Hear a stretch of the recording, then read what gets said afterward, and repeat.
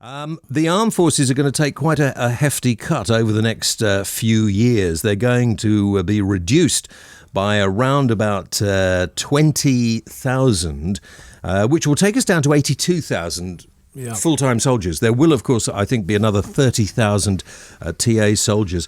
But apparently, if you have under 100,000 standing soldiers, that's not considered to be an army. It's not big enough.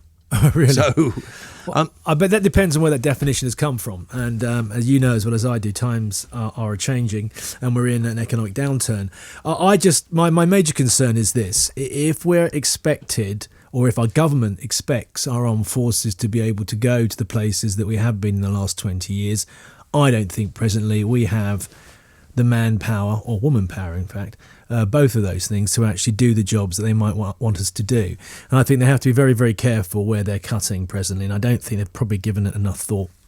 How do the guys on the ground in Afghanistan feel when they read the news stories about soldiers being made redundant after putting your life on the line? I mean, that's a soldier's job, and I know that's part of the buzz they get being in a combat situation. But how do they feel about the fact that some of them are going to lose their jobs? Perhaps the politicians are not giving them the respect I think they deserve. I think there's an undertaking at the moment that people who have been serving recently in Afghanistan are not going to be part of the cuts. But that said, I was out there in Herrick 13. I went out there twice last year, and the overall feeling, particularly from guys at the sharp end out in the forward operating bases, was one of slight betrayal, I have to say. We've asked our armed forces continuously over the years to go the extra yard for us, and I think it's only fair that we respect them. Whether we pull out of Afghanistan in 2014, as it said we are going to, or what remains of a British fighting force there, I don't know. But the sacrifices those men have made and their families shouldn't be forgotten. And I also worry very much about the money that's being set aside for looking after the trauma that they have suffered over the last 10 years in Afghanistan. Well, that's something that I'm interested in as well, because I don't think we actually pay enough attention to bringing a guy back. I was talking to a chap the other day about this who'd been in Afghanistan, and he'd come back. He was on a bit of spare time.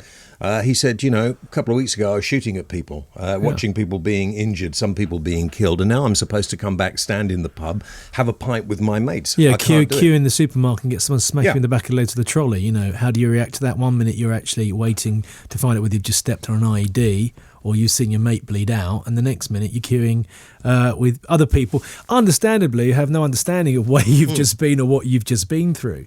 And I always go through this thing, I don't do anything like the guys do out on the ground, but I will be the most patient person when I get home. It only actually takes a month and a half for me to become another rat on the wheel. But when you first get back, it's all a bit of a shock. And also, if you do 6 months, 7 months, it's the green, particularly if you come back from a summer tour and you come back, you fly over Bryce.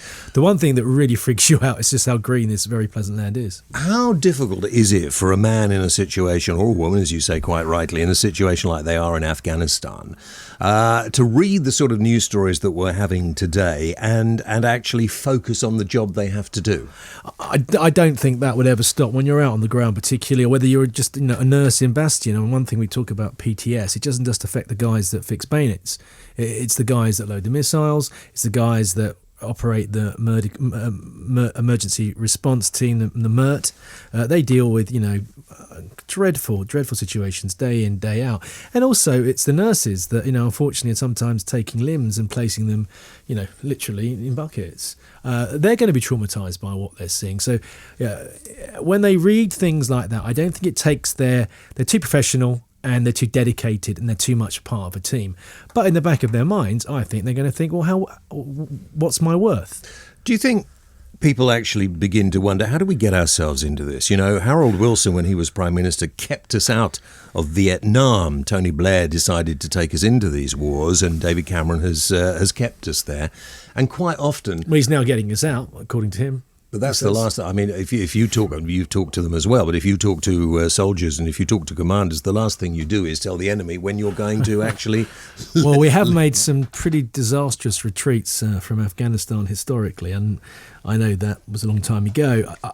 I have a feeling personally that the Taliban will see this as a victory, and they will up their game towards the end of 2014. The difference is now that we all thought after Gulf War One that you just pressed a button and people just disappeared and were vaporized. I know personally from being on the ground, it's about how many men you have there with how many spears they have, whether those spears fire 25 rounds or not.